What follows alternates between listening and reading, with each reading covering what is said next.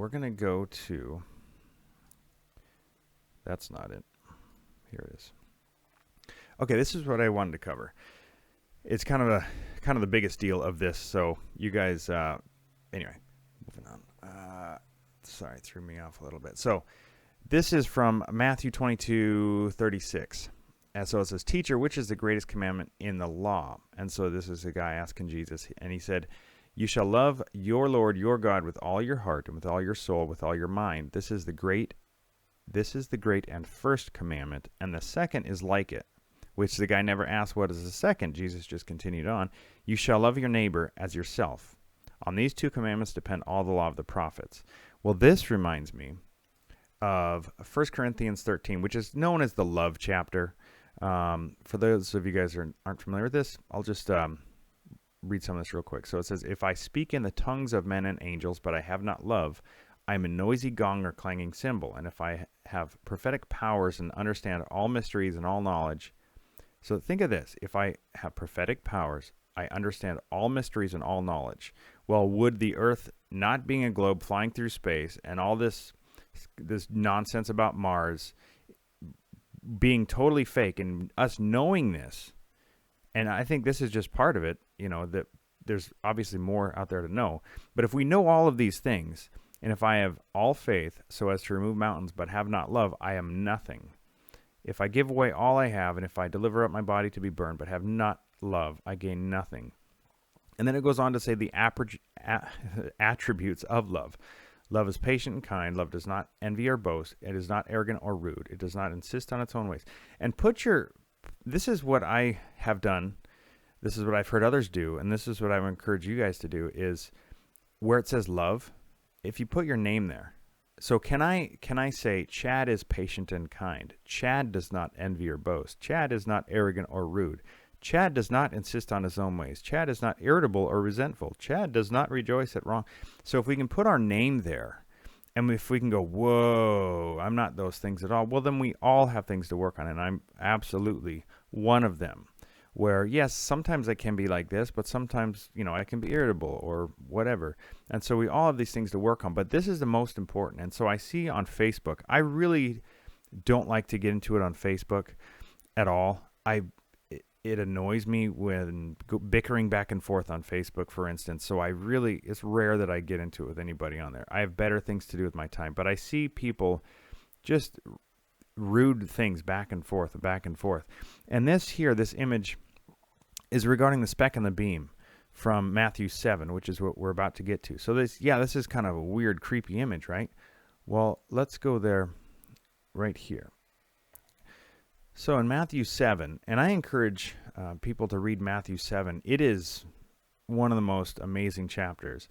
And so this is Jesus saying, "Judge not that you not be judged, for with the judgment you pronounce you will be judged, and with the measure you use it will be measured to you.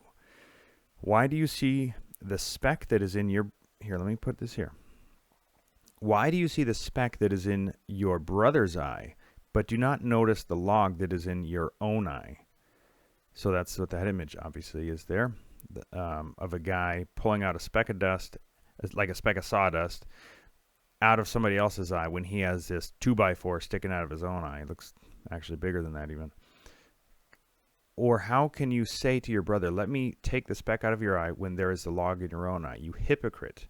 First take the log out of your own eye, and then you will see clearly to take the speck out of your brother's eye." And Matthew 7, I encourage everybody just to read Matthew chapter 7. I think, let's see here, like skipping ahead to verse 21, this is kind of off topic. "Not everyone who says to me, 'Lord, Lord,' will enter the kingdom of heaven, but the ones who do the will of my Father who is in heaven. On that day, many will say to me, 'Lord, Lord, did we not prophesy in your name and cast out demons in your name and do many mighty works in your name?' And then will I declare to them," this is Jesus talking, "to people that said," let's see, "did not we prophesy in your name and cast out demons in your name and do many mighty works? Then Jesus is going to say to him, 'I never knew you. Depart from me, you workers of lawlessness.'" To me, this is one of the scariest parts of the Bible, where people, this is how many? Let's see. "On that day, many will say to me." Like you got the idea of the many and the few. To me, this is so people that are prophesying and casting out demons in his name and doing many mighty works in his name, and Jesus never knew them. This is one of the scariest parts of the Bible, I think, where people think that they're all good with him, but they're not. And so this comes to my mind in thinking in simple terms, which is one of the things I was talking about when you guys couldn't hear me. This really brings me back to something that maybe 4 years ago really hit me hard, is Proverbs 3, 5 through 8. And it says, trust in the Lord with all your heart, and do not lean on your own understanding. In all your ways acknowledge him, and he will make straight your paths. Be not wise in your own eyes, fear the Lord, and turn away from evil. It will be healing to your flesh and refreshment to your bones. So specifically with 5 and 6, trusting in God and not leaning to our own understanding. And that's, as men especially, this is a big one that I think most guys, especially myself, tend to do. We lean on our own strength, our own understanding. I can fix this. I can handle this. I can do this. I know what I'm doing. I've got it all figured out. And so I think guys especially need to work on this. I'm totally talking to myself here. And it hit me a few years ago how I was absolutely leaning to my own understanding with everything that I was doing. And but in all your ways, acknowledge him, and he will make straight your paths. And so to me, how we can avoid this, this scary part of Matthew 7 is just by turning to God and just, being humble and going straight to him and finding out how he wants us to be. But that also brings us back to the first, part of the love command. And even though we may know all these things about, the fake stuff about space and how NASA this and all the terrible lies that we're told every day and all those terrible things, we could know all these things, but they're pointless if we're going to beat the crap out of each other and treat people like crap that don't know those kind of things. We have to humble ourselves, but we have to show love to other people and to just be humble and be a good example to other people. And I look on Facebook and I just see this bickering back and forth. And, I just don't want to take part in that at all. And I'm guilty of doing that. And sometimes I may get caught up in that, but I want no part of that. I'm going to speak the truth. I'm going to go on here and do this, and I'm going to live my life. I'm going to tell things, but I'm also going to be patient with people and don't expect them to see the facade that's right in front of us, this total sham that they're trying to cram down our throats that is easily faked in space. And so with that, last week we had some technical difficulties, and we had the sponsor last week. They were a little bit upset, the C Quad Tees.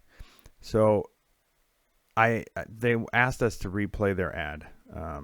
And so hopefully there's no technical difficulties here. Let's go. Well, hey kids, you looking for a fun game to play with you and your friends? Well, enjoy this exciting game of Chemical Trail Tic-Tac-Toe. Yes, you heard me right. Chemical Trail Tic-Tac-Toe. Don't let those straight lines in the sky go to waste. Well, you just sit on back and play Chemical Trail Tic-Tac-Toe. It's the latest and greatest thing. All right. Hopefully you guys heard that, because so this time you didn't hear me at all with the first half of the show when I was talking to myself. Last time there was a repeating loop going on. So without any further ado, hopefully you guys got that. It's kind of funny. There's a whole lot going on. I have 4 cameras. I discovered last week that I was recording 3 videos to my computer. I just wanted to record one. So I'm broadcasting live to Facebook, YouTube, 4 cameras. I was recording 3 videos to the computer and, got all this stuff going on. And so I think one of these days I might have an episode where there's no technical difficulties. And so, last thing, I'm sorry you guys missed the first half of the show. Oh, not last thing. Take that back. We're doing dad joke time. And then I want to leave you with one thing. So, it is time for Funny dad joke time. That's right, funny dad joke time. Today my son asked, "Can I have a bookmark?" And I burst out laughing. 10 years old and he still doesn't know my name is Chad.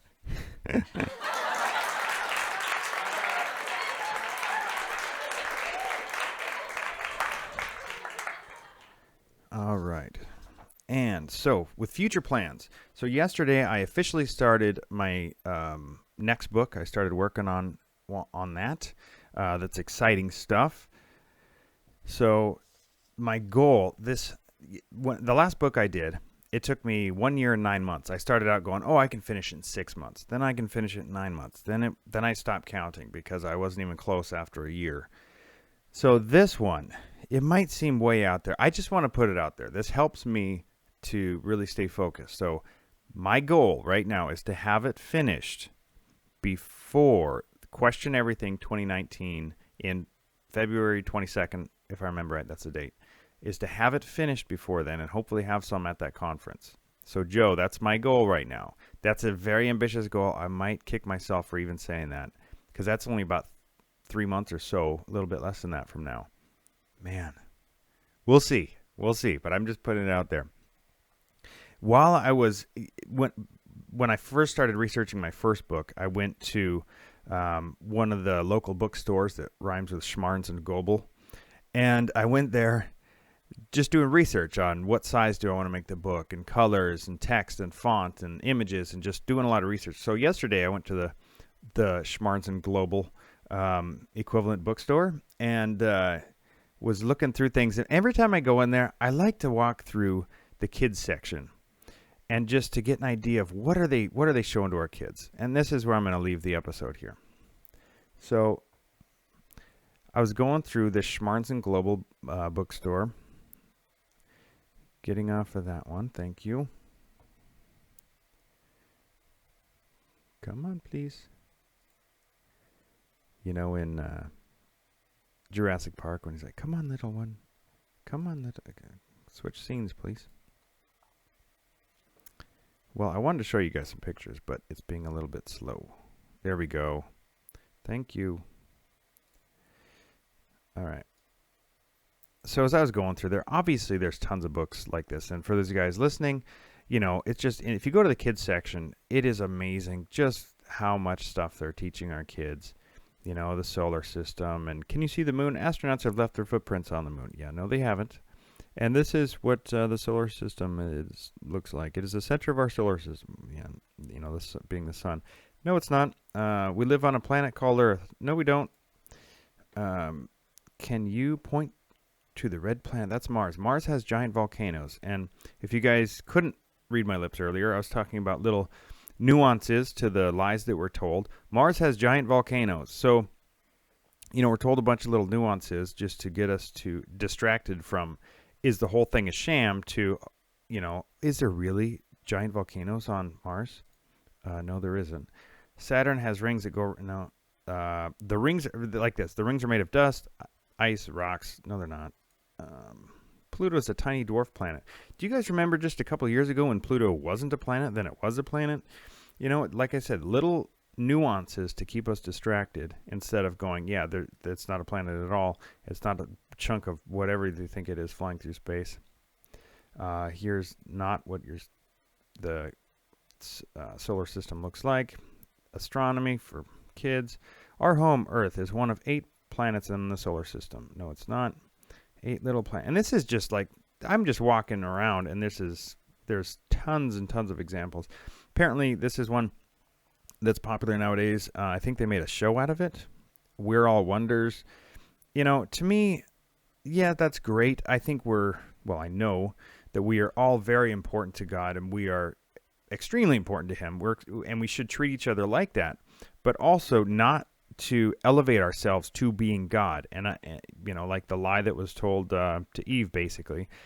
Because I see this so much, whether it's the New Age nonsense, or this guy I talked to recently, the Freemason, talking about things like this, where just more and more and more, it's like you can be your own God, basically. And so I just see that same kind of nonsense that is taught to our kids and trying to be taught to our kids. And please switch scenes for me. Come on. Okay. I'll work out all these little bugs. Apologize, guys. All right. Moving on. Let's see here. Yeah. Across the galaxy. Nope. All the way to Pluto, we say hello to old friends. No, you don't.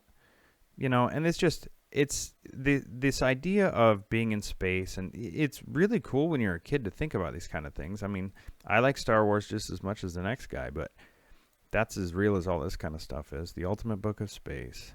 Here's just even in random books, you know, a dog digging all the way down through the planet to China, you know, and then the dog has a dream about digging, and now he's in space somewhere, and it's everywhere. All this kind of stuff is everywhere. And then the idea of if you dig far enough, you'll go through to this place and you'll go through to that place is no, you won't. A is for this is a good one, written by astronaut Clayton Anderson. A is for astronaut. A stands for other things too besides astronaut. So right when you open it up, A is for astronaut, the bravest of souls. They fly into space and assume many roles. They pilot, they spacewalk, and they even cut hair.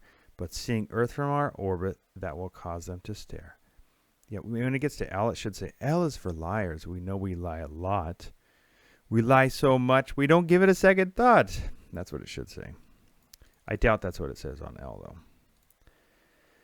Yeah, same kind of nonsense. This is just, you know, having kids, it puts a whole new perspective on me. And you see this drawing of this kid looking out his window.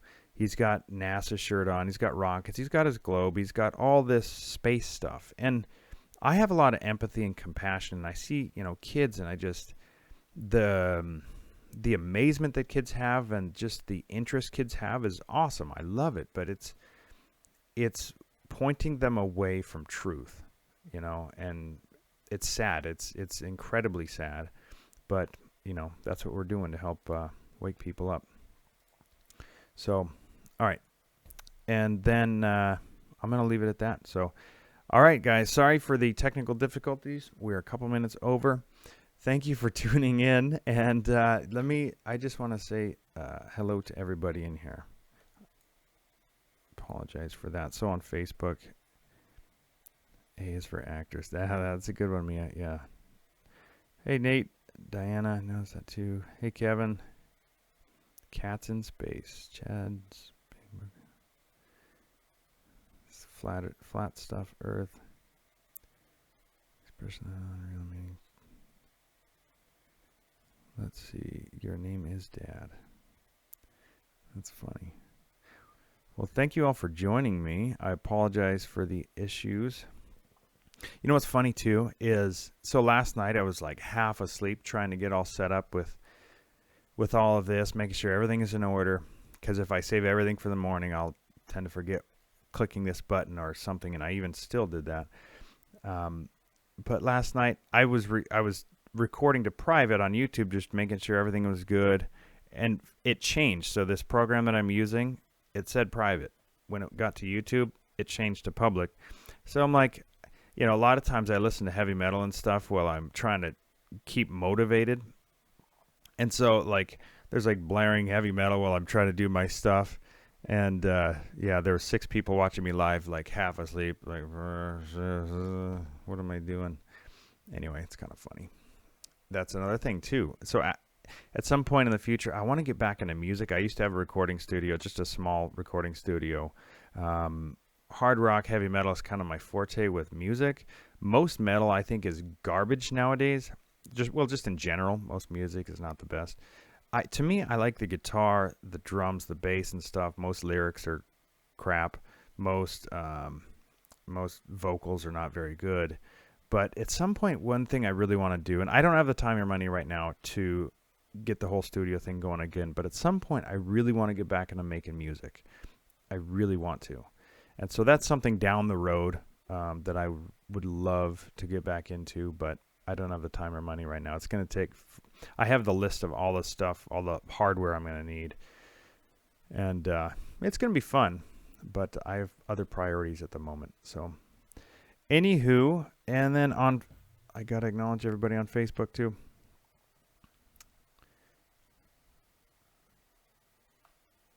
Couldn't agree more. Yeah. Thanks everybody that's on Facebook. Let me mute this.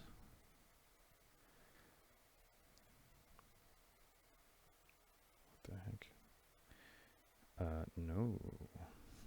Anyway, all of you guys watching, thanks so much, and we'll see you guys. So today's Tuesday. We'll see you guys Friday, 7:30 a.m. Pacific time, and hopefully you guys don't have to learn how to read lips before then. Thanks for tuning in. See you guys later.